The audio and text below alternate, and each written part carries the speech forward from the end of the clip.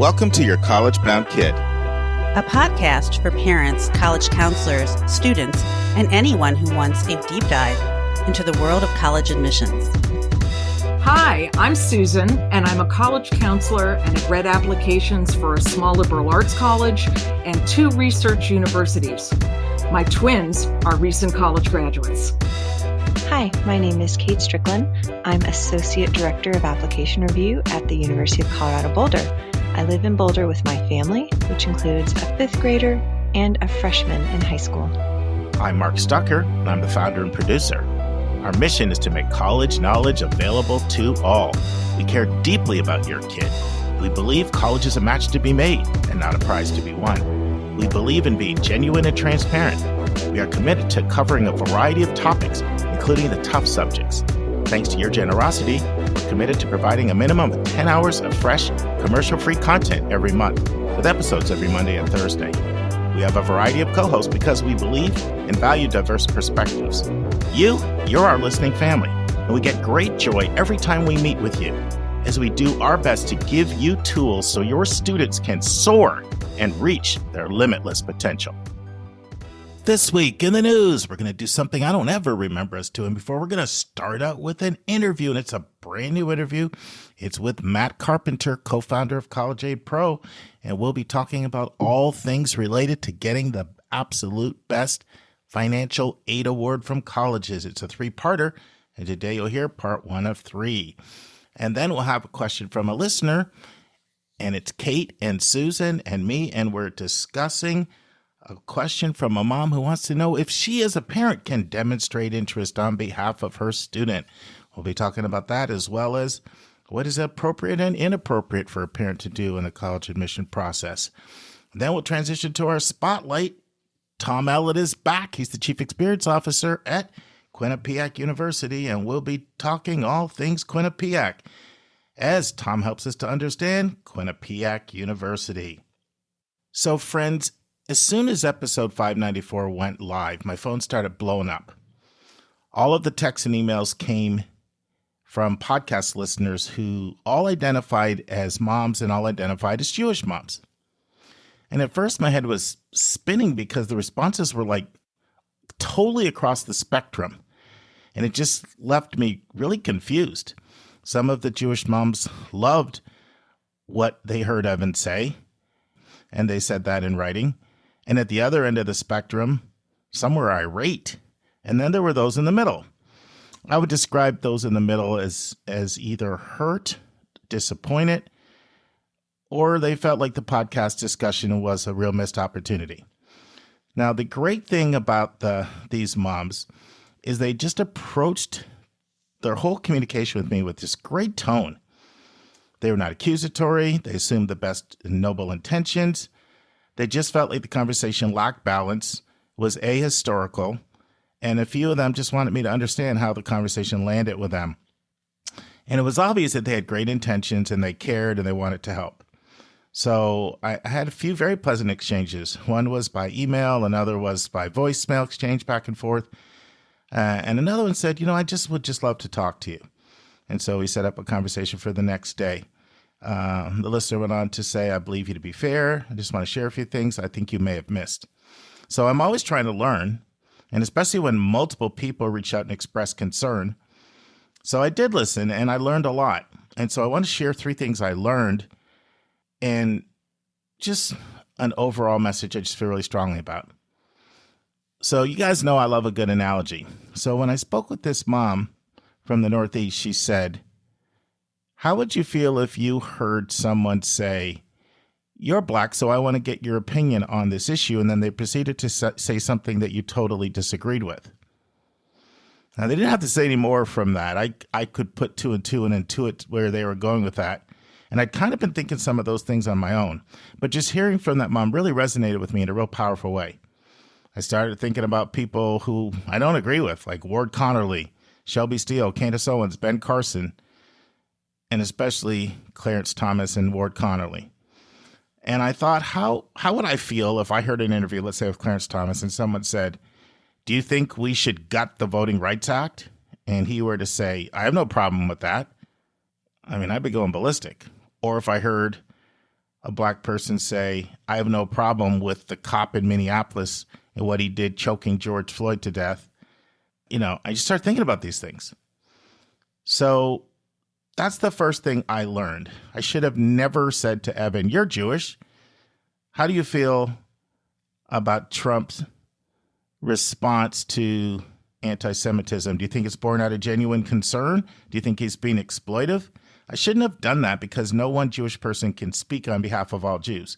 And that was very evident by the Jewish moms who had many different perspectives, from loving what Evan said to being irate to being in the middle and being troubled by it in some sense.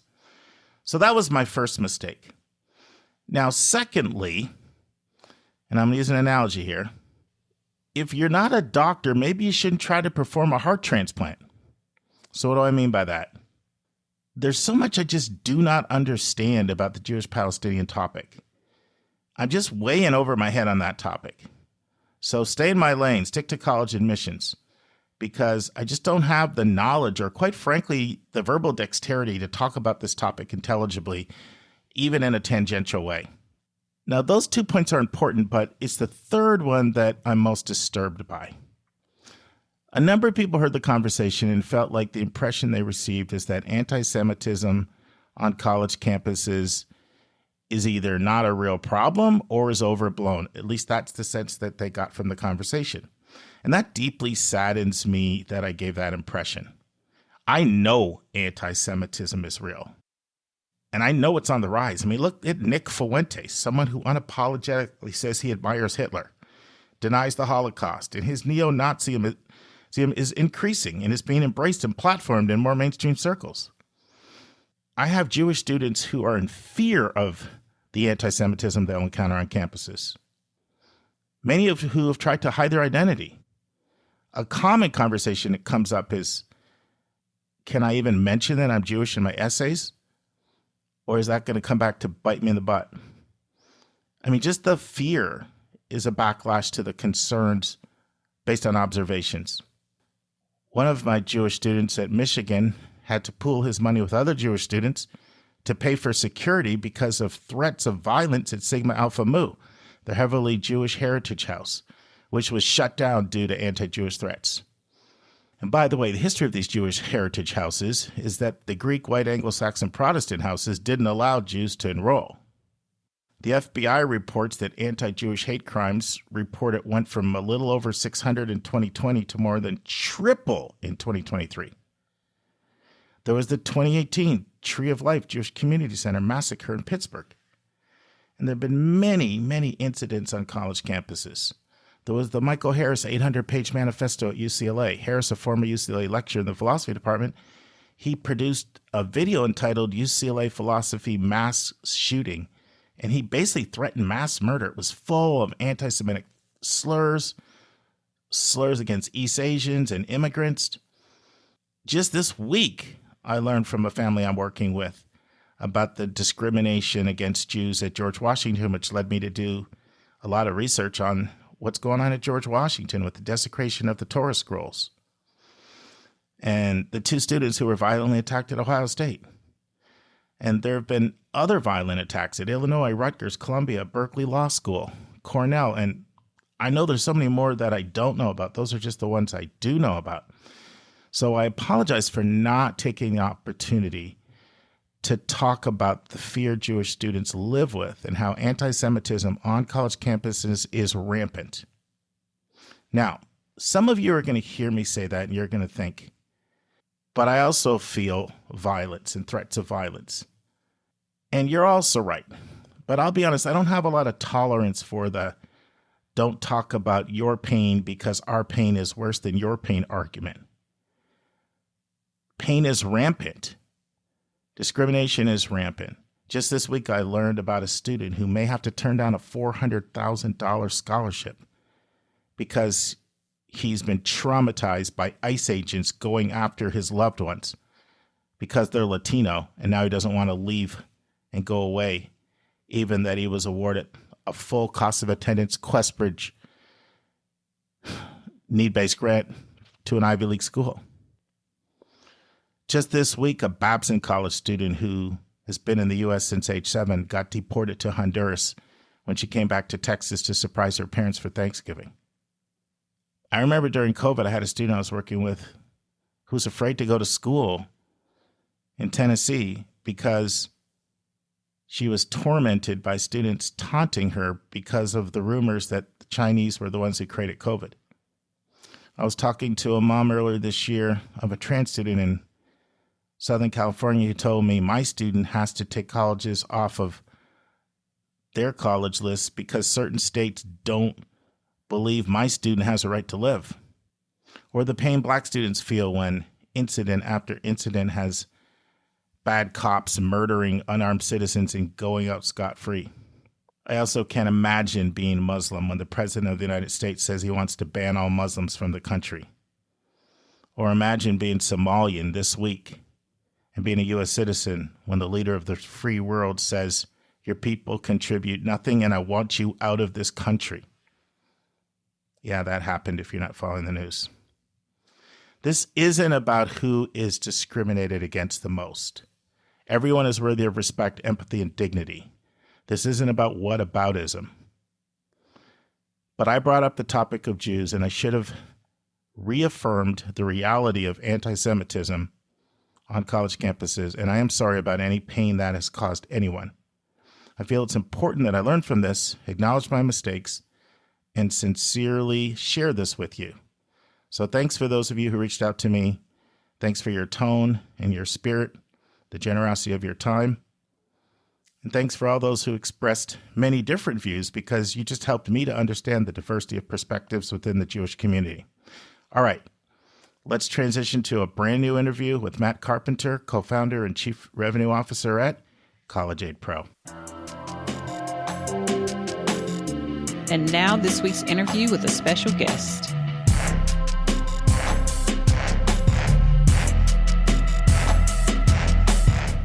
Friends, if the name Matt Carpenter sounds familiar to you, it's because Matt came on our podcast about 2 years ago, but he's back. Matt is the co-founder of College Aid Pro, and he's also the chief revenue officer. And in part 1 of 3, Matt gives an overview of College Aid Pro. Then Matt warns our listeners of some schools that have inaccurate net price calculators. And Matt explains how College Aid Pro knows whether a net price calculator is accurate or not. So Matt and I are really talking about how to get the best possible financial aid award out of a college. And we'll be talking about it over the next 3 weeks. But this is part 1 of 3. Listen and enjoy. Friends, Matt Carpenter from College Aid Pro is back. Welcome back to the Your College Public Kid podcast, Matt. Wow. Happy to be here. I can't believe you had me back, Mark. It's unbelievable. What an upset. What an upset. Yeah. No, we've had you. We've had Peg Keogh back. I mean, and we get a great response. So, there's a lot, this. You're in this business because there's a lot of money questions out there. No question. That make this process complicated. And, you guys do a really good job. But, there may be listeners who either are new and they never heard your first interview. Believe it or not, it's getting close to 2 years, which is crazy, Matt. Yes, I was thinking about that today. It's insane that it's been almost 2 years. But why don't you tell our listeners, who College Aid Pro is and what you do? Yeah, sure. So I'm Matt Carpenter, one of the founders at College Aid Pro, and our job is to try to make college affordable for everybody. That's kind of if I had to distill it down to anything, believe it or not, that's still possible. I don't care who you are. I don't care what type of money you make or don't make. If you have a great student, a not so great student, that path still exists, but it's too stinking hard for most people to know how to navigate it, right? In its simplest form, that's the deal. Our North Star is to be kind of the TurboTax of this place, right? If you're a DIYer, great, just use our technology and you're off and running. If you have a more complicated situation or not a DIYer, raise your hand and talk to one of our experts. So that's, I think that's the long and short of it. Yeah. And I think that, I feel we have a fair amount of knowledge on the money piece, but we're not specialists like you. So what I do with my company, like we partner with you and find, you're a great asset. I kind of see you as an extension of our wing to provide the level of expertise for someone like myself as well. So Now, listen, I hear about a lot of new things happening over there. I've heard about partnerships with Princeton Review and Niche. And why don't you tell what's going on with that? Yeah, I mean, look, I think we feel pretty good. I mean, to your point, right? Like we feel pretty good of like we're experts at what we're experts at, and it's really the money, the affordability, financial aid, scholarship piece of the puzzle. How the heck am I going to pay for this bill? If I need to borrow, what loan should I take? When should I use what resources? That's our sweet spot, right?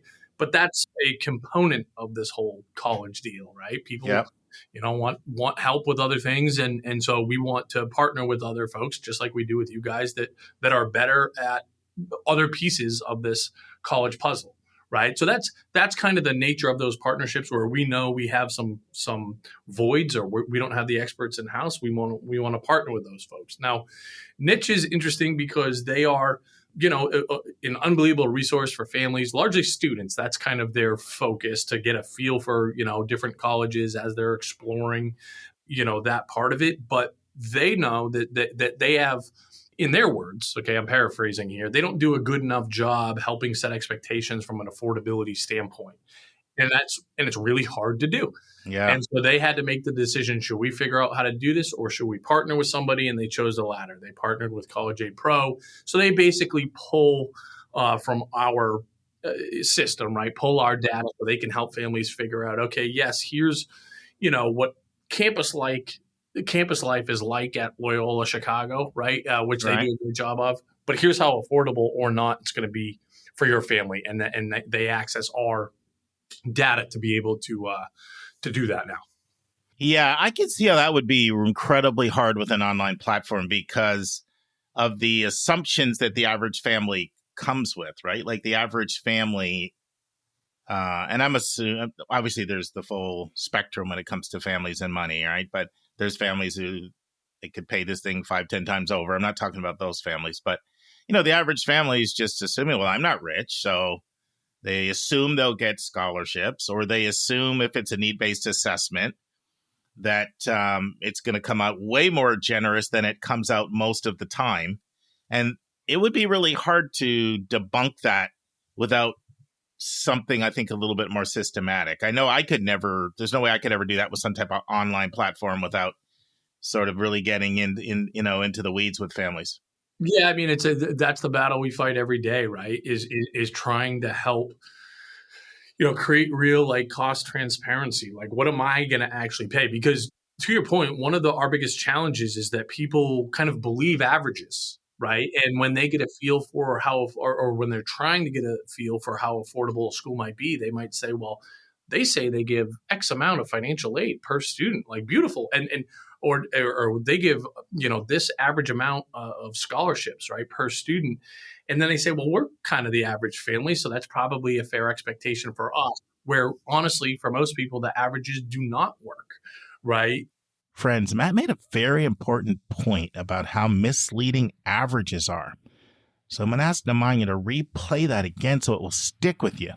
To your point, one of our biggest challenges is that people kind of believe averages, right? And when they get a feel for how, or when they're trying to get a feel for how affordable a school might be, they might say, well, they say they give X amount of financial aid per student, like beautiful.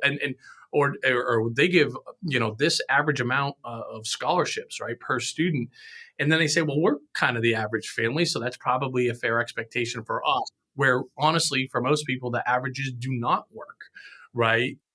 And they can be completely misleading, not on purpose, but that's just kind of the deal. So, we need families to understand, no, ignore the averages, because that probably has nothing to do with your family. What are you going to pay at this school, right? And of course, as you and I know, but it's not, common knowledge to most consumers, especially for the first time, is the sticker price is usually misleading. Sure. Right? Just because this school costs $100,000, a lot of families are like, we're not applying there. Guess what? That could be more affordable than your state school, right? Yeah, but it also may not be too, right? So this is where it's tricky, right? Like, we all know there's some schools that maybe they count all of home equity, or, the way in which they apply that, well, quote unquote, we meet full demonstrated need, which you hear that term all the time, right? And I get why schools do that. And is there a difference between a school that does that and a school that doesn't? Yes, but boy, that can be very misleading as well, depending on how they're calculating your student aid index. Yeah, no question. I mean, and to your point there, right? And just for those that might be hearing that term for the first time or aren't terribly familiar, right? Student aid index is this dollar amount that gets assigned to your family, largely based on income, assets, some other variables, but those are the biggest drivers, right? And that is the foundation for your need-based financial aid eligibility. But colleges, can calculate that at the end of the day, however they see fit. And to your point, unbeknownst to a lot of families, these colleges, if you own your home, they look at that like a checking account, essentially, right? However much equity you have in your home. So, and again, of course, that's not all colleges. So that's again, where we try to help families figure out, well, what is this particular college going to give your family based on your unique scenario?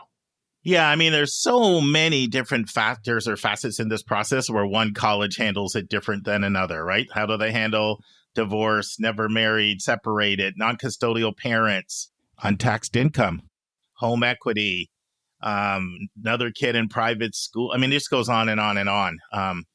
So I thought what would be great for today for Matt would be for him just to share with our listeners some of the things that I feel would be of interest to them, questions that I get asked a lot. And because you have multiple counselors hearing these questions all the time, I think you're in a really great spot. So let's kind of dive in with some of them. So let's start with this one. What are some moderately selective colleges that you would strongly encourage people to be wary of with their net price calculator, because you've just consistently found them to be inaccurate? And especially when it comes to these schools are increasingly really trying to get people to ED because they're trying to lock them in, right? And their incentives. I mean, I was talking to a family I'm working with in the Pacific Northwest. I was talking to the students, and she said, boy, these schools are trying hard to get me to ED. Mm. And she had just got a flyer from American, and it said, why early decision may be the best decision of your life. So what are some schools that you would say, we have the data, like, be very careful. Mark, I don't know if you're going to believe me here, because I know what you're going to say. American's one of them. And literally, my only question my question was going to be, would you consider American to be a moderately selective school? Yes. Right? Yes. Okay. So Exhibit A. Okay. So Exhibit A, their net price calculator stinks. Right. Yeah. It is wildly misleading. Right. So that would be a big one. And again, we can talk all day about why I think ED is such an advantage for colleges and disadvantage for consumers. Right. I won't bore everybody with that soapbox speech, but they are one that absolutely, for the vast majority of people, their projections will be nothing close to what you're actually going to pay, for better or for worse. Right. Sure. That's I think what's important for families to understand too. And we'll go over some other examples of why some colleges strategically project their net price calculators strategically are a little bit more pessimistic than what you would actually pay to go there. Americans more just wildly off and just don't even consider what they're projecting for you. And I knew you were going to mention them, because one of those things I'm always wary of is, and I don't believe American is doing this now, but for a while they were, schools so badly want to be able to say they meet 100% of demonstrated need. And I remember talking to an American alum college counselor when American first came out and said, Americans now are meeting 100% of demonstrated need. I'm always very leery when a school all of a sudden says that they're doing that, because I understand why, they want to be in that club by association, right? Because it's all the most selective schools in the country and people judge you by the company that you keep. So they kind of want to be able to say, look, this is our tier. And then, of course, it sounds very welcoming to a family, the way it's presented, right? Like, because it's usually presented as, you know what, you don't have to worry about money with us because we meet your full demonstrated need. Like, that's usually how it's presented. That's a lot more inviting than saying, we're going to gap you. So even if your need is $30,000, we're going to ask you to pay $50,000. So we don't have enough money to really give you what you need.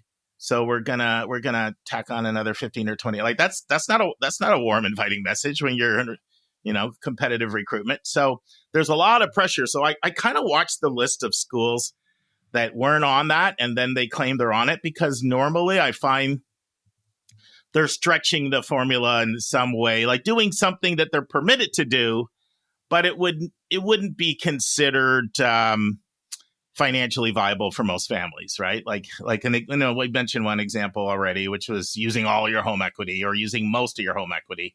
Yeah. But there are many, many other examples that we could use. Yeah, I mean, and at the end of the day, it's all marketing, right? Yeah. And most of it is, again, not.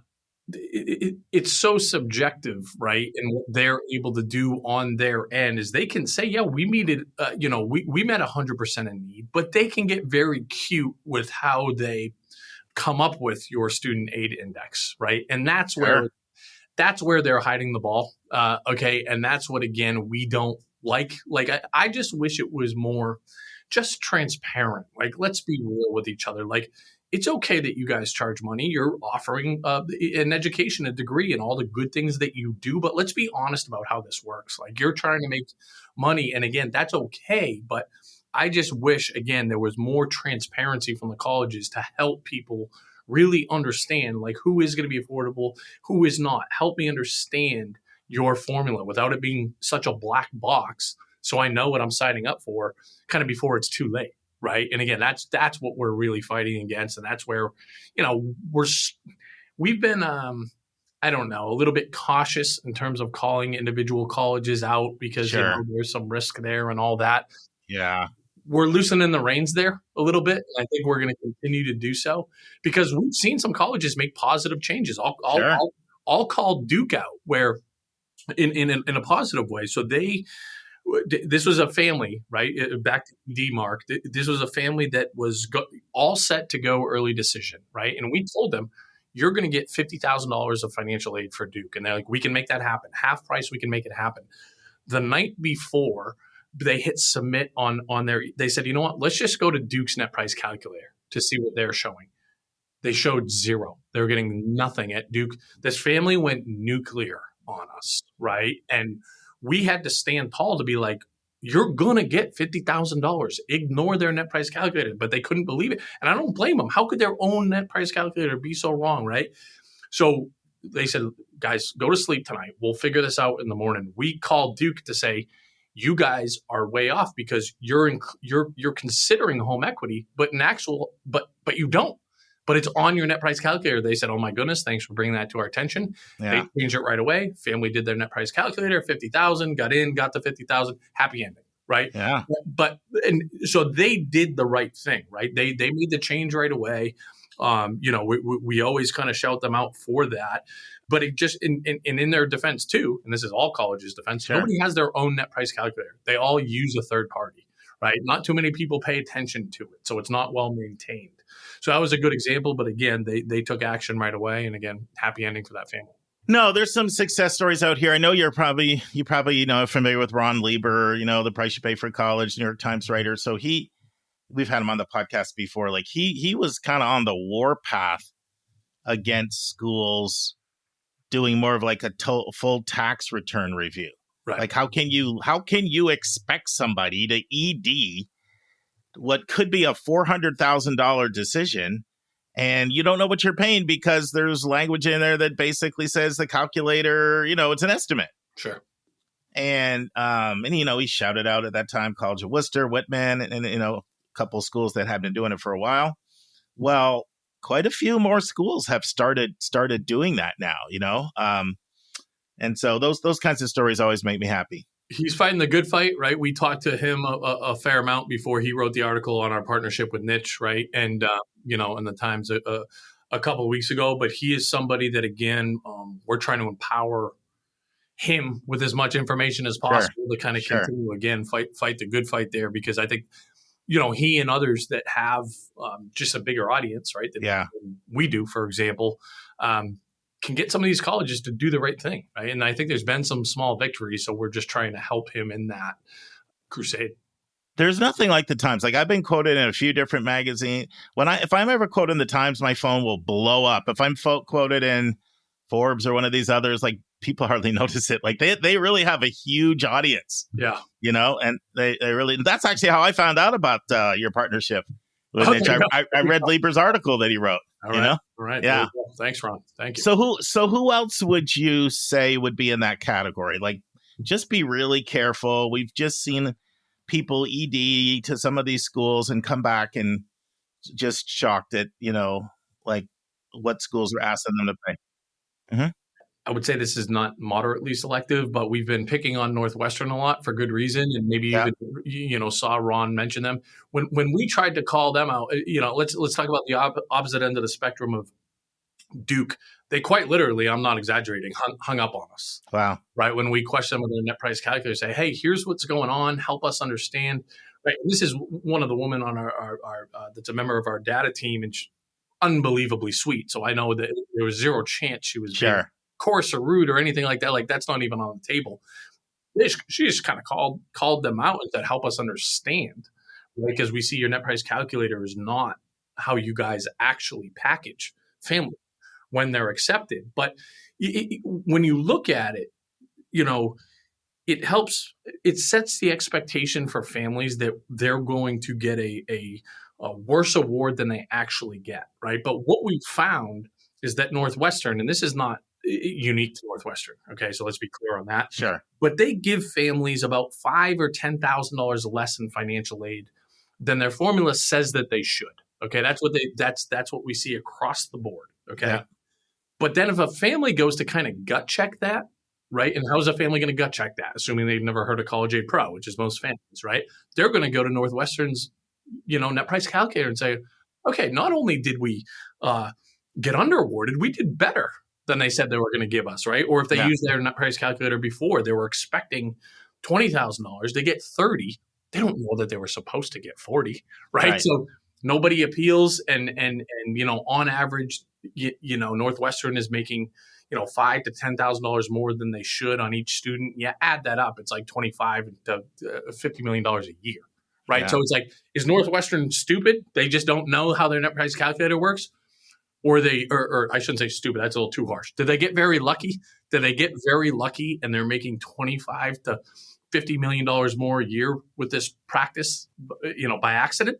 Or is it strategic, right? I mean, again, I don't have the real answer to that question. Well, I know for I can't speak for Northwestern, but I know for many colleges that is strategic. Many colleges will say, we'll put out this offer and most people won't push back. That's right. And then we'll save the money. And if they push back, then we'll accommodate. That's right. That's right. And again, too, and in a lot of colleges, but you also have to push back the right way. You have to have a sophisticated way to push back, right? Like, I'll pick on Boston College, okay? Sure. And again, they're not alone. And just like Northwestern is not alone in this practice where, this is getting a little bit granular here, but they use something called the institutional methodology, okay, when they for financial aid. So it's a little bit different than FAFSA only schools. And these schools that use the institutional methodology, that usually means they require the CSS profile. They require more information. A lot of them consider home equity. They look at both households if you're divorced, again, in most cases. But that's a business model that they use, okay, this institutional methodology. Now, there are some times when the federal methodology will be higher. So actually, the FAFSA gives that family a higher SAI than the CSS profile. What Boston College will do, if the FAFSA SAI is higher, they'll use that number. And they'll say, oh, your FAFSA SAI was $60,000. So we meet 100% of need and you're getting, $35,000 or whatever, right? Where in actuality, they should have used the $50,000, institutional methodology because they're an institutional methodology school. We call them on that. They'll make our families whole every single time. But you have to do it the right way, right? You have to say, no, you under awarded us $10,000 because this is your college's business model. What your average consumer would never know. Right? Would never know to ask that way. So again, these are things like, we're like, come on, guys, let's be better. Yeah. And most friends, halfway selected private schools are going to do institutional methodology. Like it's the most common method amongst moderately to highly selective schools. You're going to see the FAFSA and federal methodology most common with public schools, no matter what their selectivity is. There's some exceptions, but most flagships are using FAFSA and federal methodology. And here's the challenge here, Mark, is that when a family does the FAFSA, the Department of Education will tell them, here's your SAI, right? You submitted the FAFSA, your SAI is $50,000.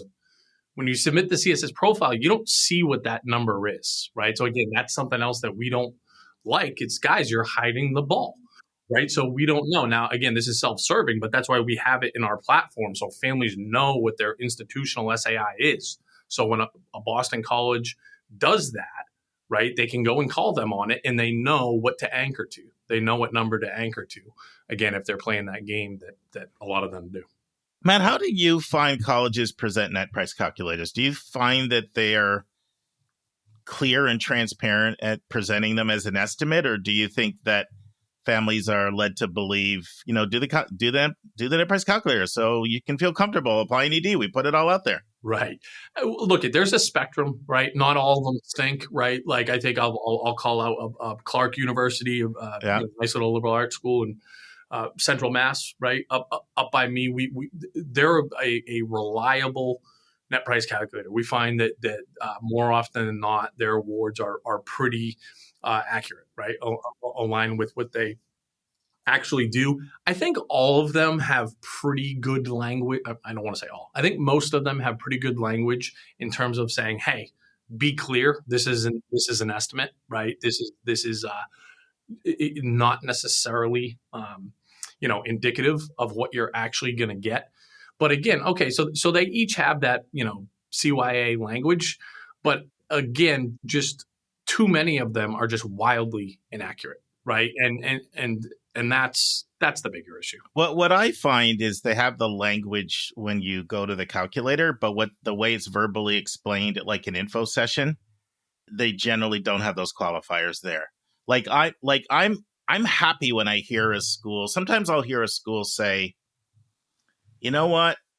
Calculators are estimates. They're not totally accurate. And if you're looking at applying ED, and if you have any concerns about money at all, then maybe ED is not for you."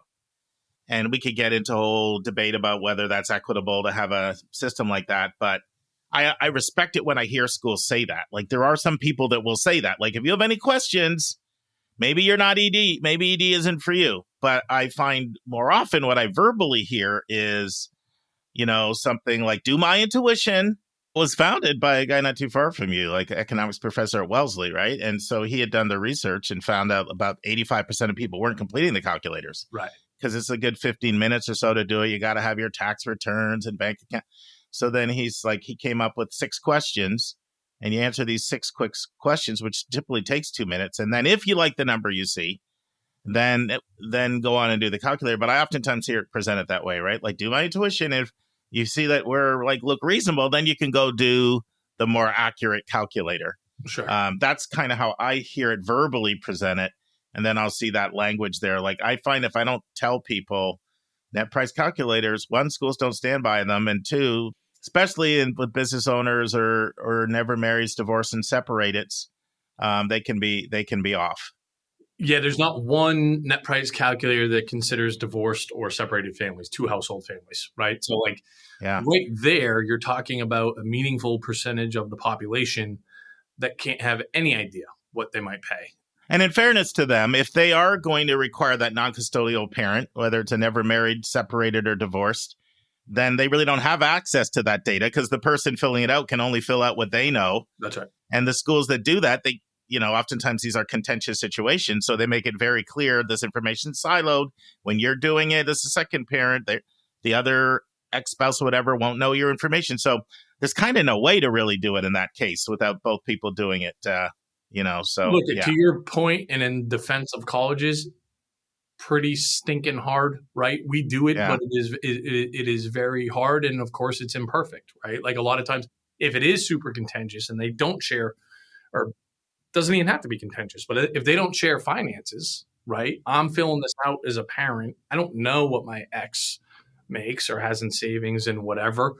How am I? I'm kind of flying blind here, right? Now, in my experience, most families in that situation at least have a rough idea. Okay, I know what this person was making when we split, and again, I know what they do for a living, so I can at least have some back of the napkin estimates to maybe give myself an idea of what this college will cost.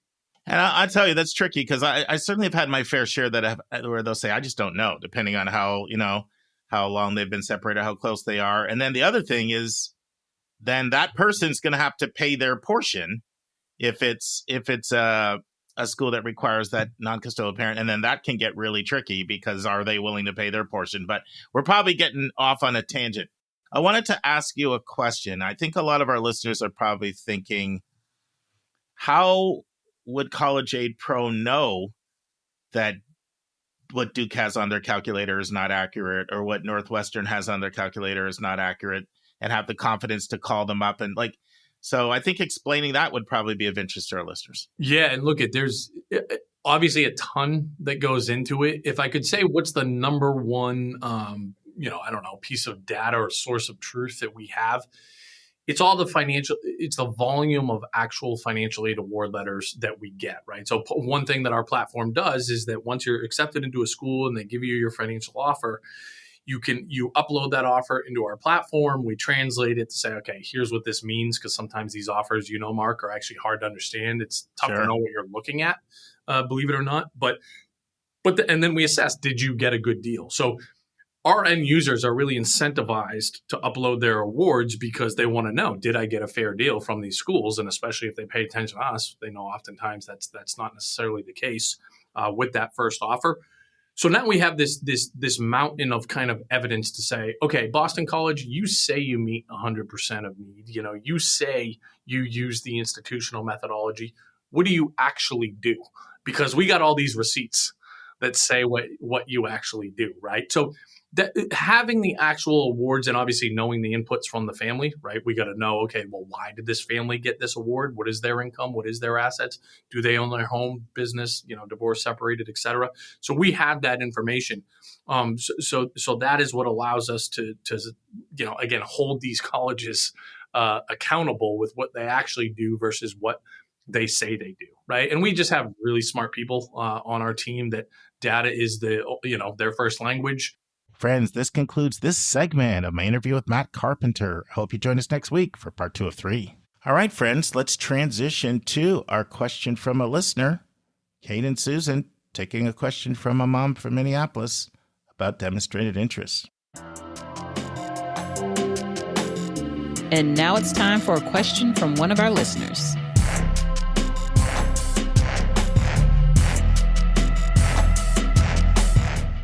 Friends, Susan and Kate are back, and we have a question from a mom in Maine. And when I think Maine, I think Susan. Yeah. Not only because of Bates, but you go to Maine every summer, as long as I've known you. So we're going to play the question and then get your thoughts. Hi, Mark and team. I'm a parent from Maine calling to find out if parents attending webinars that schools put on to help you familiarize yourself with the school and ask questions and learn more about their specific applications process. Does having the parent attend those virtual meetings help in terms of demonstrated interest, or is it important that the student themselves attend? Obviously, that's what we hope to do, but with the demands of academics and extracurriculars, it can be hard to have the student take the lead on that. And I'm wondering if this is a way for a parent to support a student during the process, if that's appropriate or not. Thank you. Yeah. Hi, Mom in Maine. Always love to see a caller from Maine. It's such a beautiful, beautiful state, and where my career started. And I was a native New York City girl, grew up in an apartment building in Manhattan, and going to Maine to begin my career was just a thrill, and we loved it. Anyway, so question is on demonstrated interest, and can parents kind of earn demonstrated interest points for their child by participating in activities that the school offers and potentially is going to be contributing, attendance is going to be contributing to the algorithm that then will somehow be part of the application evaluation. So the famous algorithm. So the first thing I say is you need to be aware of the colleges on your child's list and whether or not they are admitting to using demonstrated interest as a factor in the admissions process. And truthfully, the only way that I can ever get a yes or no answer to this is on the common data set for the institution in section C, which reflects first time, first year admissions.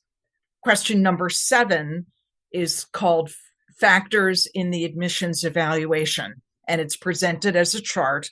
And the very bottom of the chart in the non-academic section is level of applicants' interest.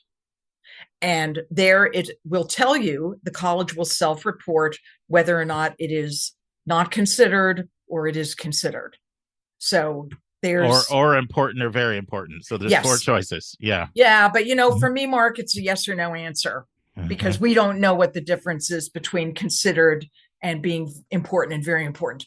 That you're right, though, that colleges that are honest about saying it's not just considered, but it's very important, they're being transparent about that. They're saying we are tracking you. There is a digital tracking process here that reflects your engagement over time, and we will then choose how that influences us because that they are influenced by that in varying degrees. Right. You know what, Susan, I really like your perspective. Either you are or you're not to some extent. I mean, I realize there's all kinds of different gradations, like people running sophisticated predictive modeling methods are not the same and all. I get that. But the reason why I like that is the one, and you and I have talked about this before. I sometimes see a school will classify themselves as considered, and I have ample reason to believe, sometimes even including conversations with reps, no, it's very important to you. Why are you just saying considered? And so it's probably best to just say they do it or they don't. And if they do it, just assume they do it. And then you need to have a high level of engagement. Now, here's the question. This mom is asking about herself, not the student. Right. My student is really busy, so I'm going on and attending webinars, and I'm the one doing this. How is that seen by a college? What are your thoughts on that, Susan? Well, first of all, how would the college know? Because what they're using, I mean, obviously they're using some things like campus visits. If an interview is offered, did the student do that? Did the student come to a school visit or attend a college fair? Those are direct, up close and personal contacts that tend to be weighty and have been, for decades. The digital footprint of a student is generally measured through the IP address of, the device that the internet service provider that the student is using. So I don't know how a parent could impersonate the student. They couldn't or maybe Mark, maybe you know this better than I, but if a parent registered for, say, a group information session online or a virtual campus tour or a virtual webinar, anything like that, if they did it on their own parent device, but used the student's name, would that potentially be accredited to or attributed to this student? Well, normally the school won't know through most of the methods that you said. Right. They're not going to know. The one way they could know is if it's a virtual presentation and you're on camera. I guess that's one way they could know if you're on camera. Now, I had a conversation with Greg Zeiser from Elon about this when he did his session on why demonstrated interest is important to us and why we assess it. And I kind of went down this path with him about the parent. How do you feel about the parents, the one opening the emails, the parents, the one, all over the website? And, he gave me a kind of a fresh perspective, which was we would certainly prefer it's the student. But if it's the parent, at least we're in the game. Like, know what I mean? Like the parent can be the neck that moves the head. So But how would But he know? no, I just asked him, philosophically, like, how would you feel? And he did say they don't know. There's no way that we could right. know. There is no way that we could know, but it's not necessarily a bad thing. Now, we got into more, what if a parent calls and asks questions, calls the school and asks questions, and like, we'd rather it be the student, but we want to be in play, and as the parent doing it, and then it trickles down to the student. I don't, every school is different with this, so you have to be very, very, very careful what you say. I mean, I've talked to so many schools who use very different things, that some are tracking this, but they're not tracking that. And some of them are doing the whole affinity scores, and they're using third-party companies, and they're saying this kid has a 38% chance and this one has a 91. And then, that's right. And then other ones are just like mostly going by things like, did you visit? Did you interview? Did you answer the optional question? Like, there's so many. And then you have the quants that they hire that devise yield models, and they can all use all kinds of different factors. So this is really a case where there's not one size fits all. But one thing I think that's important to know is, with all the talk about DI and demonstrated interest, there can be a perception that everyone's doing it. Kate, do you want to talk about like what CU would think about something like this? Sure. So we do not use demonstrated interest at all. We definitely notice certain times of year when students seem to be prompted to reach out to us and just say, "Hi, just thinking of you." Had a cheeseburger for lunch. What'd you have? Just joking. And we politely write back, thanks for your interest. But, we do not track it for admission purposes. But I can see why a student who is being, taught to consider it is just like, I'm going to cover my bases. I'm going to email everyone. Yeah. But yeah, exactly what you said. Like, for schools that do use it, it's hard to predict which data points they're including and not. So yeah. There has been a growth of publics tracking it. Is that something that at all that you talk to with your network at all? Or are you so in the CU world, like you're seeing it more? And obviously we've seen the early decision come in. I mean, both Vermont and Connecticut and Michigan, all in the last couple of years. When I talk to the folks at William and Mary, it's a big deal there. Of course, they're one of the few that have ED2. You don't see very often public schools with 2 rounds. Miami of Ohio is another really big one that's really, almost thinks more like a private school. In general, it's used more by private than public, but you can't just take one stroke of the brush, because some of the same competitive pressures as people apply to more and more and more schools, and you're trying to get that number right. I have seen more of it in public schools, and I've had Andy Strickler on to talk about this as well. I don't know. Is that something that you've talked about at all with colleagues at any other schools at all, Kate, or not really? You're so ensconced in your CU world that you kind of know how things operate there. I mean, I certainly, it's really tough these days to figure out how you're going to hit your numbers with, this proliferation of applications, and then coupled with this demographic cliff.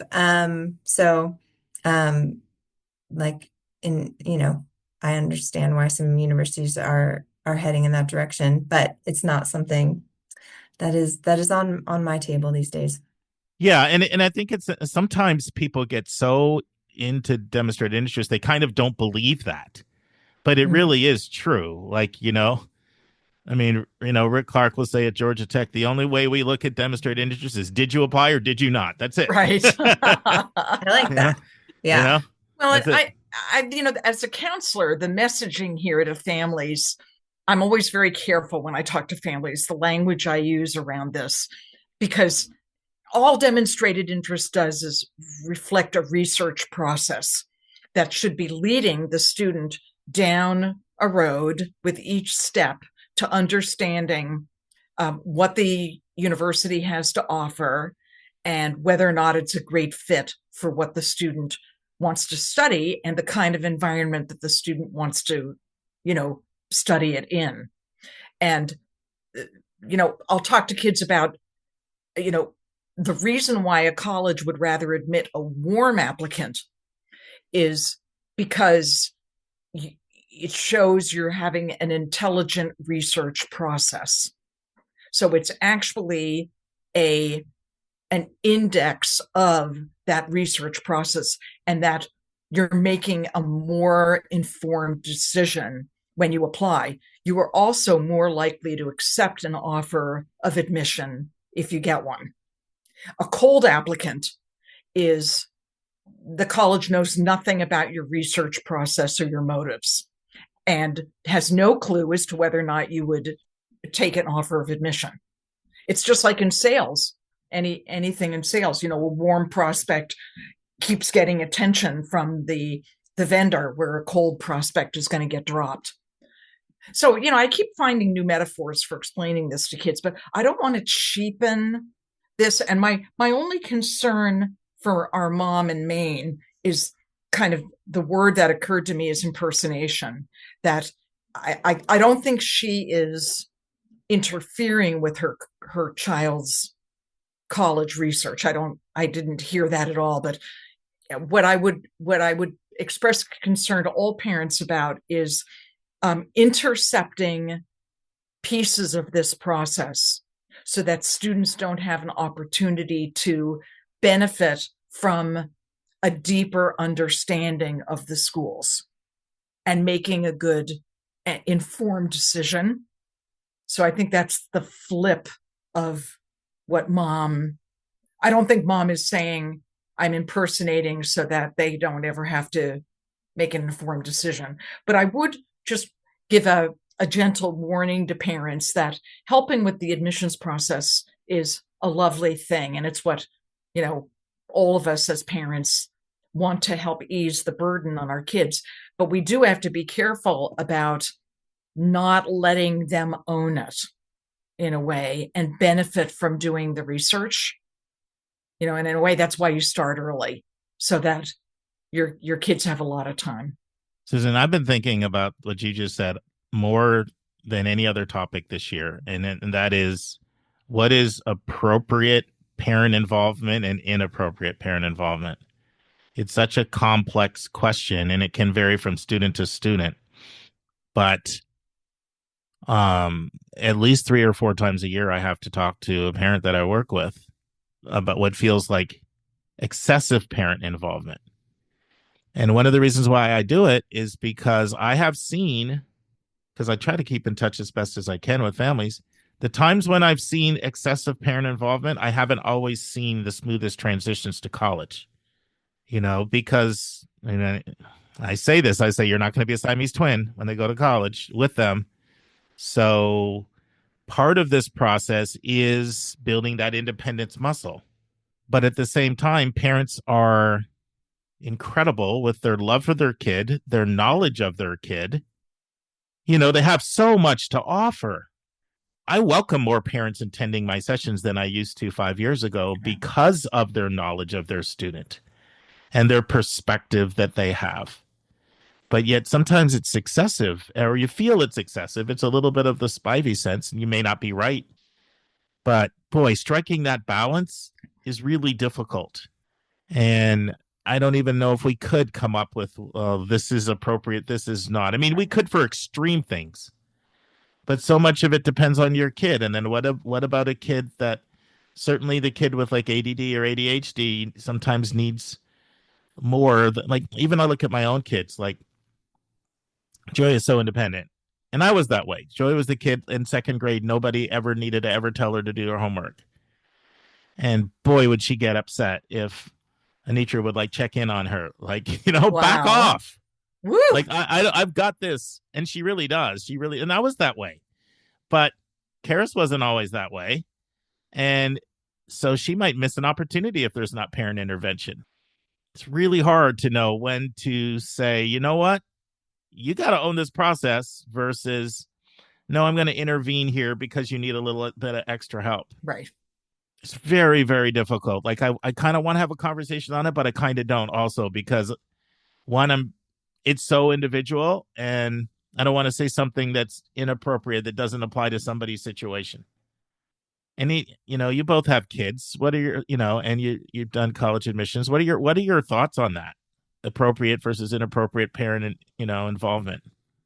Yeah, it's really such a such a unique time in you and your child's life, because it is both the last big milestone of childhood, and that's, I think, probably what the parents are thinking. And it's also the first major adult decision that your child's going to make, or first major adult process they're undertaking. And there's just an inherent give and take right there. But like you said, Mark, like if a student can advocate as much as possible and kind of take the helm in this process, I think that, that's what colleges are hoping to see. And I think that's only going to benefit them as human beings. And you have any thoughts on this topic, Susan? Oh, so many. It's really complicated, though. It's complicated. It is. And families, they bring their very best to this process, and all parents are trying to back off and treat their children like the young adults they're becoming. But we've created this incredible high stakes process that feels like just a minefield of stuff. And parents, on one hand, they want it to turn out all right for their child and not let a mistake be the end of a great opportunity. And, I think Mom in Maine is totally well-intentioned. And no doubt. I love what she asks. And I love the fact that she may be learning a lot about the students' colleges. Yeah. And I can just picture, sitting at dinner and saying, hey, Mom here, I went to this great webinar last night and I learned about this program that I thought would be wonderful for you. And, let's look at it together. And Mom becomes an inspiration. And that's how I took this. Yeah. I think the parent learning things on their own because the student is busy, that they can then incorporate into conversations about the college to help the student ascertain whether or not this could be a good place. That feels completely appropriate for me. Absolutely. Yeah. I know I've changed my views on welcoming parents into the personal statement process. I never used to allow that, but then what I found was they were listening at the door anyway, or they were coming behind afterwards and criticizing. So I said, well, why don't I, if they're going to, they're going to do that, why don't I let them see kind of how, they talk in math, let me see your work. Why don't I invite them in so they can see sort of how we got. And then what I started realizing was a lot of their knowledge of their student is actually very helpful, especially the personal statement. They have knowledge of their student that sometimes they have said very, very profound things in there that the student wasn't going to say, and I didn't have that knowledge. I know that's very controversial. It's a hot topic with independent counselors, whether the parent should be in there on the writing or not, but it's something that I've changed my view on. But what I don't like it is when they're always there, or they feel they have to always be there. I like a mix. Sometimes I like to see the parent, but I like to see that the parent will let the student come in on their own, right, and not feel like they always have to be there. Well, and we would never want parents to feel shut out of this process. Say some kids will have more of a tolerance in parents being involved in the more intimate parts of this process, but everybody has to strike their own familial balance consistent with what they're bringing in, and that's stuff that we as counselors just have to feel feel it out as we go along. Yeah. Well, any parting words of wisdom, or do you think we covered all this one? Well, one thing I do say to kids, Mark, is when you're sitting at your desk or on your bed at home doing your homework in the evening, put on a webinar, keep an eye on for that subgroup of colleges on your list that are tracking you.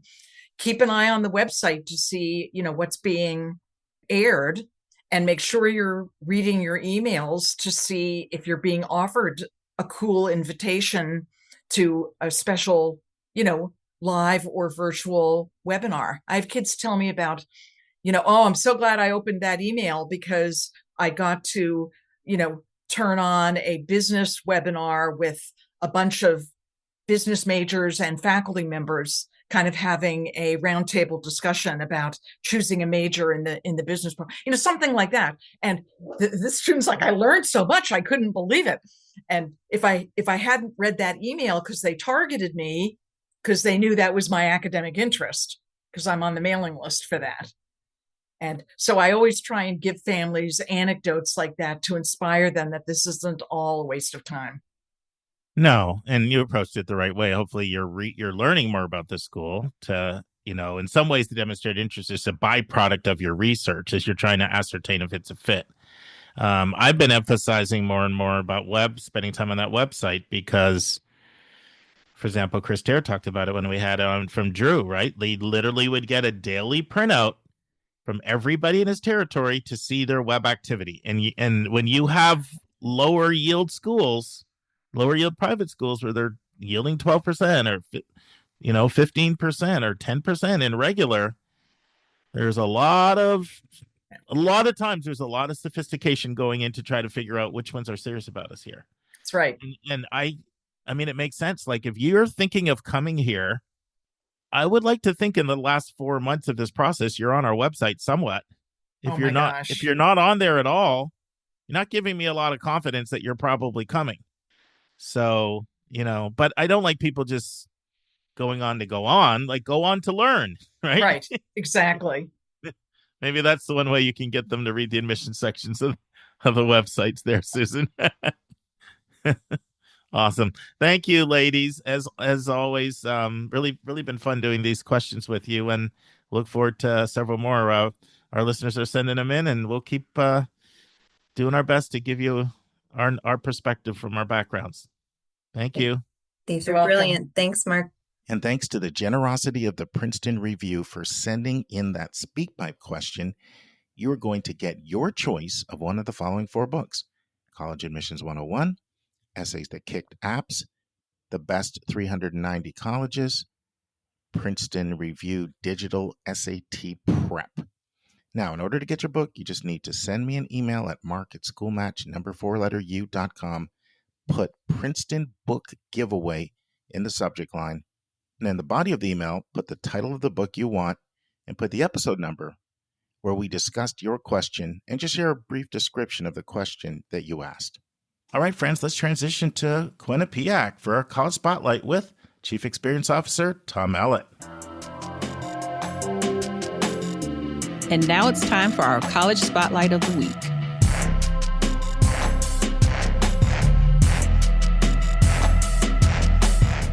Friends, hopefully you heard last week's interview with Tom Ellett so you know a little bit about his background. This is a one-parter today, a deep dive on Quinnipiac University. So Tom gives us an overview of how Quinnipiac is one of the very few comprehensive universities in the country at their size. Tom explains what the 3 Quinnipiac campuses are like, and he explains Quinnipiac's strategic location. Tom explains what would make a student come all the way across the country to go to Quinnipiac. Tom explains what Quinnipiac needs to improve to become an even better school. Tom explains what Quinnipiac has done in health sciences to help students. He also explains what Quinnipiac's personality is. Then we get into talking about admissions, and Tom tells us what Quinnipiac looks for. He explains why students select Quinnipiac, and Tom lets us know why students who are admitted to Quinnipiac go to different schools. Finally, Tom goes on the hot seat, and Tom is 61 years old, and he says something that shocked me. Listen and enjoy. Well, I know our listeners are ready to get to Quinnipiac. You ready to transition? I certainly am. Why don't you start, Tom, just by sort of giving us a sense of, like, the basics, like demographic profile, size, undergraduate, graduate, location, sure. Even proximity to biggest city. You divide it into colleges, just kind of, a little bit of an overview. Sure. Quinnipiac University is one of 2.3% of universities in the United States that is comprehensive. Well, what do you mean by comprehensive? Well, we have a medical school, we have a law school, we have a business school, we have a computer and engineering school, we have a communication school, we have a health sciences school, we have a nursing school, we have an education school, And then we have a College of Arts and Sciences. So we have a little of everything, but we're probably one of 0 point percentage of that is actually less than 10,000 students. Most comprehensive institutions are those big land grant state schools, those big ones that you can roll off the top of your tongue, that are in the big conferences football wise and do research, but we are not that. And so that gives the opportunity for students who might be pre-med to actually do some things in our med school or other health profession schools to do those things. So there's a lot of opportunity here that makes it's a little different. And the other thing is that we're very well known for our placement rate for jobs when you graduate. So we really embed experiential learning throughout the experience of time here. In fact, this year we were rated number 51 by the Wall Street Journal for best colleges in the United States, which is really remarkable because of our size and because we are not really one of those institutions that are huge and public schools, et cetera. So, and we don't have 500 years worth of experience in this game. So I think that's really impressive. The campus is quintessential New England. We have the rolling state park of the Sleeping Giant to our one side of the campus, and it's very sleepy area around the campus, just woodsy. It really brings people back to a place of the quintessential college campus. We have 3 campuses, though. One is on a hill a mile away, and it overlooks the Long Island Sound. So you can, on a sunny day, you can see Long Island and the ocean. And then our third campus is Scrubs and Ties campus. So we have our graduate programs there. We have our nursing, health sciences, law, medical school. And that's about 4.5 miles away from campus. Some other things that I would talk about is the co-creation piece, I think, is very important for us. And I also often kind of describe it as a Zen campus because of the place that we sit here, that a student's anxiety level is just lowered because we have all of these great places to walk and hike. We tend to attract students who are physically fit or really focused on their physical wellness. So that's an important factor for us as well. So those are certainly some of the attributes of the institution. And I would say, in terms of our kind of personalities, very personalized experience, a very kind community. I came from a place that I really enjoyed, but there were a lot of sirens and horns beeping and so forth, and it's not that here. We are in between New York and Boston, and New York is probably about 80 miles away, and you can get there from the Metro North.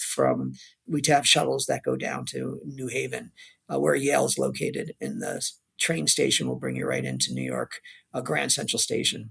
And then Boston's probably 2+ hours away from us, so you can take a train up there too. So centrally located, near big cities, but yet we've got this really beautiful country type campus here that really makes it get the best of both worlds. So you're in Hamden, Connecticut. How close is that to New Haven? I know it's quite close. Yeah, you can get there probably in 14, 15 minutes from here. Mm-hmm. And what's your breakdown between graduate and undergraduate of the 10,000 or so? Yeah, 6,300 undergraduates and 3,400 graduate students and professional schools.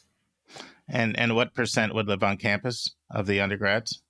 Yeah, so first, second, and third year are required, and about 92% of the freshman class lives on. We do have an ability to appeal if you're within 25 miles of the campus. So about 8% of the students will commute to campus.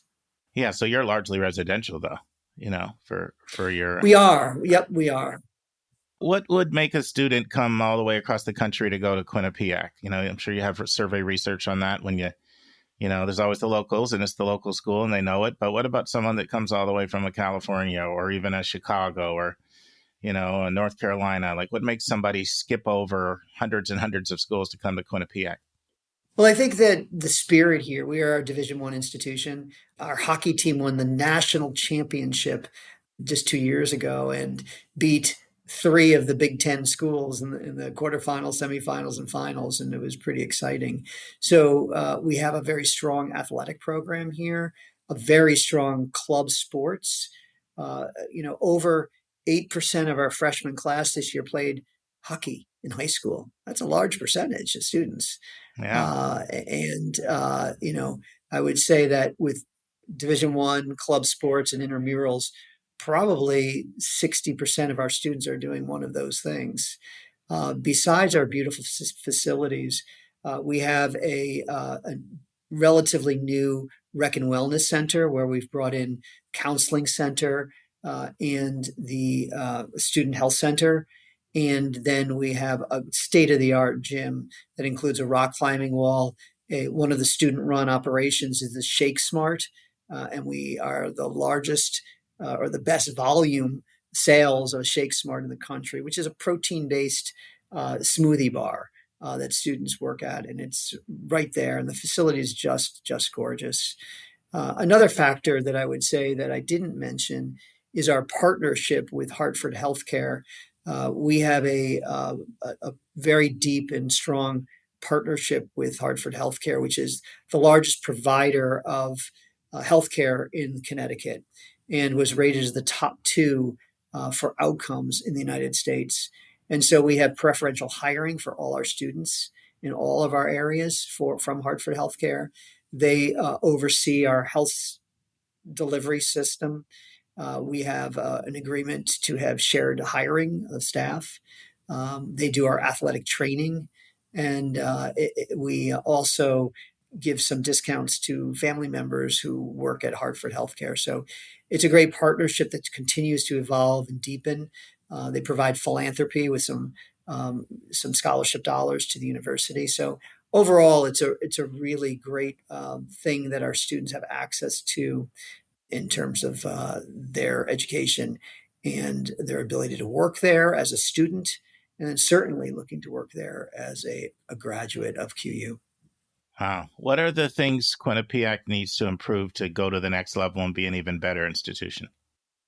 Yeah, that's a good question. And I would say that we want to continue to build upon the strengths that we have. And I think that that's important.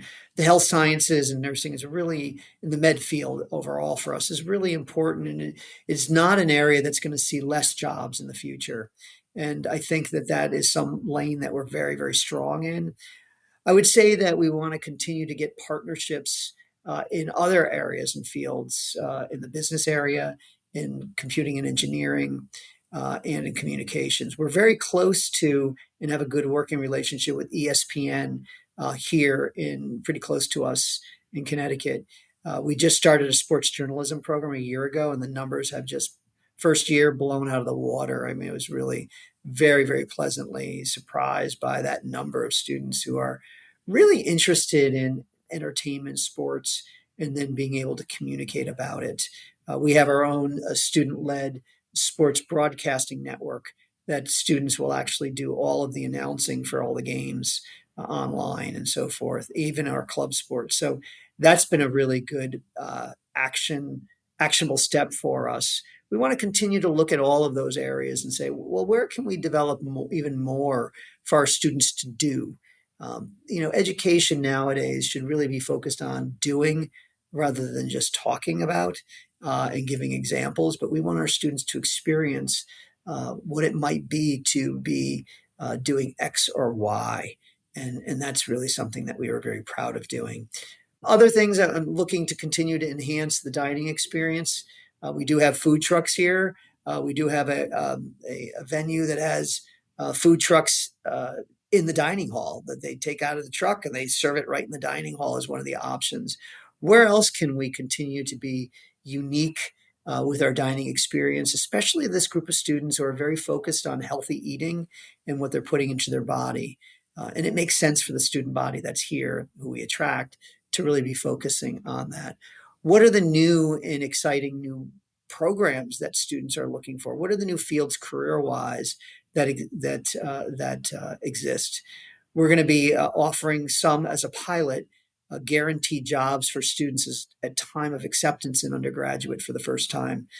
Don't know many other schools who are doing that. We have a pilot with some of our partners to do that.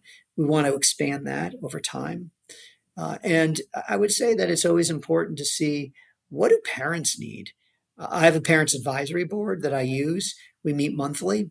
How else can we engage parents so that they understand and know what it is we can provide to them as partners in this educational process here at Quinnipiac? One of the first things I think of when I think of Quinnipiac is everything sort of health sciences related: nursing, PT, OT, physician assistant, health science studies, all of that. What are you doing in that area to give yourself kind of a national reputation? Because I think a lot of college counselors, that's one of the first things we think of when we think of Quinnipiac. Yeah, there's two things that we've done here in the health sciences area, and in other curriculums as well, is we have accelerated programs, and probably 30% of our students do accelerated programs because of the concern for cost for higher education. So we have accelerated programs in business, we have that in cybersecurity, we have it in communications, and we have it in the health sciences in those 3+ programs, 4+ programs. And they're direct entry. So a lot of institutions will accept students, especially the larger state schools, will accept students in as a student, but then they have to apply to nursing, for instance, in their third year or at the end of their second year. And they'll have to have maintain certain GPAs, et cetera. And if they don't, they won't be accepted to their own school's program. We have a lot of direct entry programs, PA, PT. So they come here after high school knowing that they're going to do their graduate degree here or their doctoral program here. We have that in the law school as well for students to go direct entry in. Now, there are some expectations they maintain certain GPAs while they're here, but it's been a really positive movement for the institution to have those direct entry programs. The other thing is we're continuing to evolve to offer programs that are very hands-on, like radiological sciences, MRI, and imaging. That is really in high demand right now in the health sciences. You can't find a radiologist in parts of Connecticut or other parts of states. And so, these students are highly sought after during their sophomore year to already be offered jobs. And so I think we're going to continue. We've added an exercise science program. The certification body got rid of an undergraduate degree in athletic training. They no longer supported that. So it became a master's doctoral level athletic training program. So that was a lane for us with hundreds of students in it. So we had to change and adapt and so forth. So I think looking at what are the specific skill-based programs we can offer to students here. And we'll have a couple new ones rolling out next year. Too early for me to announce it because we have to go through certification from our national or our regional area, NECHI. But when we do, we will certainly announce those things that will be happening in the near future. You hit on already one of the other areas that I feel Quinnipiac has a great reputation is the communications school, right? Broadcast journalism, sports media, film, TV production, public relations, all of those things. And of course, you're really known for your Quinnipiac polls. So talk about sort of that. Does that fall under political science? Is that under school of communications? But, that's one of the first things people think of when they think of Quinnipiac because we're hearing it on the news every day. New Quinnipiac poll is out. So tell us a little bit more about that. I was going to wait for that one till later when you were going to ask me what else could you talk about. So yeah, Quinnipiac poll is really synonymous with the institution. The poll is an independent body for good reasons. So it sits under marketing communications vice president and very much wants to isolate itself for the reasons of making sure it's viewed as credible. And that there is an influence that would impact the poll. So they have their own working ability to create their own polls, and they do a great job in terms of looking at the various questions our society is interested in. And they are looking at questions outside of politics.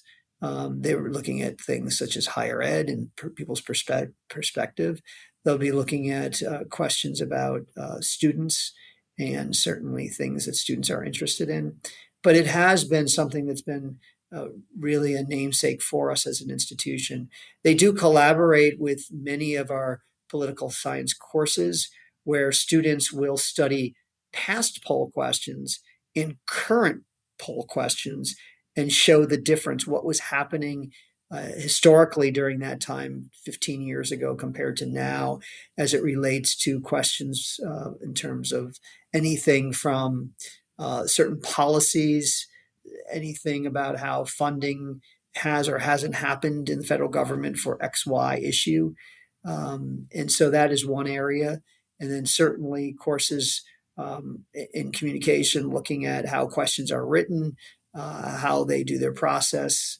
So there's a number of, and the honor students work with the poll as well. So there's a lot of opportunity for the poll to give hands-on experience for our students. And they hire a heck of a lot of our students to work at the poll itself, to learn how to be a pollster, how to ask questions, how to engage people.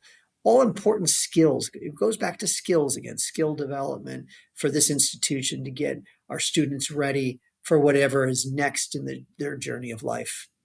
Do you feel political science is a strength? I mean, do people, Oh, absolutely.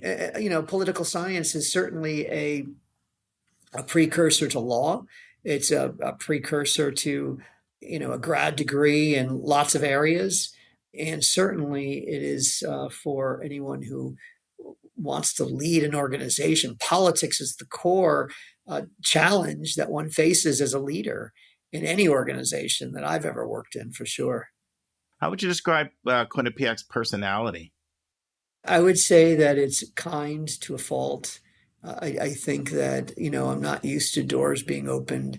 Thank you, please. It is a kind place. It is a place that students are ambitious.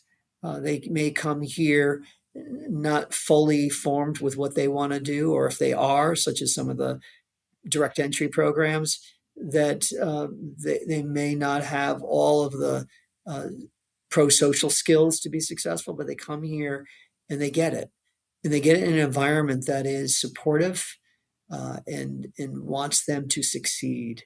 And I think that the outreach that we do from our learning commons, our academic coaches, to our student affairs staff, to our counseling center, to our faculty are incredibly committed to the outreach of students, to all students, but specifically to students who may not be adjusting well to college or not feeling like this transition to college is going as well as it could be.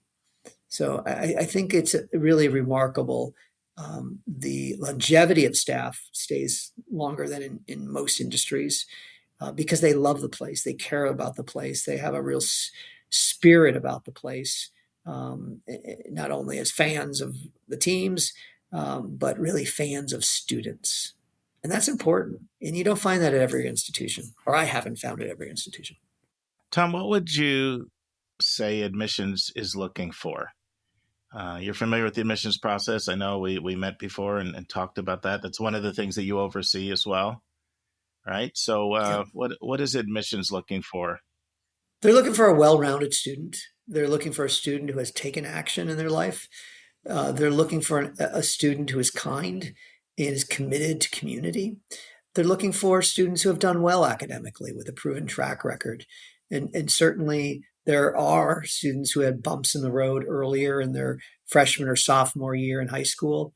But the rebound is important. They are looking for students who have taken some rigor in their academic programs in high school.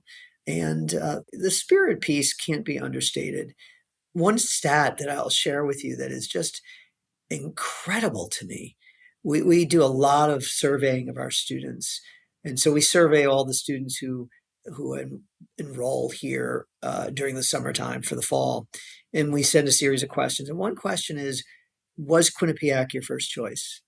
For 3 years in a row, it's been in the low 60s. There has not been an institution I've ever worked at that was that high, ever. And so when you have an institution where it's your first choice and they come here, they're going to be happier. They're going to be looking to stay, and they're going to be looking to stay with the people who came in with them. And so that can't be understated. And it's been a real joy to be able to talk to high school counselors and parents about that, if you think this is your number one choice, so is it for a lot of other people. And that's a good place to sit when you come to an institution. Students aren't talking about where else they want to be. They're talking and doing the things to be here. Does that survey also tell why it's their number one choice? Yeah. It talks about the accelerated programs. It talks about the beauty of the campus. It talks about the kindness. And it talks about a lot of the things and the outcomes, the student outcomes in terms of job placement, all of those things that I mentioned earlier, and the ability to transition from one program fairly easily to another program if it's not what you think it was going to be for you. So let's talk about why admissions loses students. So you accept students and they choose to go elsewhere. What does the survey research indicate are the biggest reasons students choose not to come? Well, I think at this moment in time, finances is always a particularly difficult conversation. And I often say you get what you pay for as well. So you may find an institution a lot lower cost, but all the things I've talked about earlier is a differentiator. And so it's really important that what you hear at your tours and the literature that's shared with families about a particular institution, is it true? And I would say that I find us to try to be very, and I think we do it, be very honest about the experience we offer here. And I hope that other institutions will all do that as well. You read all over the place, the changes in facing institutions right now. Are they going to be able to sustain the level of engagement, the level of personalization, and the ability to deliver classes that are necessary for a student to graduate in the time frame in which the student has signed up to graduate? I hope so. But I would say that that's probably the number one thing that we will be challenged with as other institutions is the cost. And we're doing everything we can with pretty strong, very strong academic merit programs. We are not a need-based institution, but we do give need-based money, but we are looking at students' academic records and backgrounds in terms of the academic merit scholarships that we offer. But again, we do offer need-based, but it's academic merit that's certainly the driver here. And don't look at the sticker price. Sure. No, that's just don't look at sticker price, right? Yeah. Sure. Yeah, net price, not sticker price. So we're about to transition to our lightning round for a couple fast, quick lightning round questions. But before we do, is there anything you haven't said about Quinnipiac? I think I've covered everything that I wanted to cover today. So I'm very appreciative of this conversation and for you doing this with me. No, we're thrilled. Our listeners love learning about new schools of the national audience, and they appreciate that we don't just focus on, the same 20 schools that oftentimes drive the headlines in the Times and other places. So, this is your school I've wanted to have on the podcast for years. So I'm thrilled to have you here. So first question for you. What do you wish your 18-year-old self knew? That I could do anything that I put my mind up to. I teach a first-year course called Achieving Your Best Self, and I'm trying to do that with our students right now. That's good. I like that answer a lot. That's good. If you weren't in education, what else would appeal to you? I'm a life coach on the side, and I've been really seriously thinking about the next act, being a social worker and really focusing on 18 to 24-year-olds and really focusing on their mental health and wellness. Yeah, no, that passion comes through loudly and clearly. Most definitely. How do you relax? How do you chill? Well, yesterday I was in my second bodybuilding contest with students from Quinnipiac. Whoa. I'm the advisor to I'm the advisor to the bodybuilding club, and we went on stage yesterday for an OCB event in Doylestown, Pennsylvania, and it was remarkable to be on the stage right next to one of my students, being 61 and he's 24. It was amazing. So you get out and lift and do all that stuff like a bodybuilder does? Do you do all that stuff? I do, my friend. I do, and I have a whole fan club of students who are with me and doing it every morning of the week, except for Wednesday and Sundays. And then we come back to my apartment for steak and eggs. Love it. Yeah, you're involved. What's on the bucket list? Bucket list, take my wife to a great location this spring break. We're going to Costa Rica. The other, I've been able to travel a lot. So next bucket list thing is, I don't know, I'd love to spend some time in some other countries with her. And we added a golden retriever, 9-month-old, 10-month-old now. So that crosses that off the bucket list. There you go. Listen, Tom, this has been a pleasure. Thank you so much for your time and your Well, the pleasure's mine, Mark. I really appreciate the opportunity. This is a great service that you're offering to parents and to high school students being ready for college. Well, it's a lot of fun. I get to meet I would just say, people. Last thing, if anybody's interested in following up, drop me an email at cxo@qu.edu. I'd love to hear from parents. I want your thoughts on anything I shared with today. Yeah, please take Tom up on that. Can you just say that email a little slower? I can. cxo@quinnipiac.edu. And for some people, spell Quinnipiac for us. That's a test, right? Yeah, there you go. QUINNIPIAC. Quinnipiac. Thank you so much, Tom. This has been a lot of fun. For me too. Take care, Mark.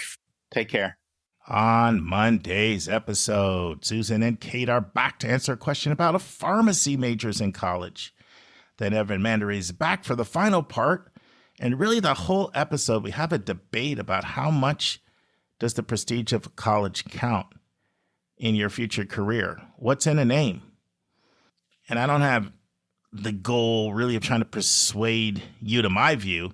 I simply want everyone to kind of think through the arguments that you hear. I thought we both had strong arguments and you can come to your own conclusion. Friends, just because a college is harder to get into, it doesn't make it better college for your kid. Did you catch that? Just because a college is harder to get into, that doesn't make it a better college for your student. See you on Monday, friends. And that's our show. A big thank you to you, our listeners, for tuning in this week. If you find this podcast helpful, please follow us and you will get every single episode as soon as they are released. If you want to support our podcast, you can click the share button and send it to your friends and acquaintances. You can say positive things about your college-bound kid on your social media feed. And you can help us stay commercial-free and pay our staff by donating on the yourcollegeboundkid website. You can write a review for us on Apple or Spotify. And if you have a question or a recommendation, just go to speakpipe.com/YCBK, hit the orange button and speak. We will do our best to get your question in your own voice on an upcoming episode. I am the producer of the podcast, and I live in Metro Atlanta. We have a fantastic team that has over 200 years of admissions and counseling experience. Shout out to our co-hosts, Dr. Lisa Ruff in North Carolina, Susan Tree in Pennsylvania, Vince Garcia in California, Julia Escabel in Massachusetts, Linda Depker in Missouri, Andy Strickler, the Chief Enrollment Officer at Connecticut College, New London, Connecticut, Hillary Dickman, an Admission Officer at Colorado College in Colorado Springs, and our International Admissions Expert, Kevin Newton in Dallas, Texas. Our sensational sound engineer is Nemanja Matvich. Our amazing music is from Victor Allen Weeks. Marketing designs from Kimberly Bloss. Our reliable webmaster is Stalionis Dimitru. Website updates are done by Joyce Stucker. Our image editor is Vlad Honchar. If you want to have a coaching session with me, just text me at 404-664-4340.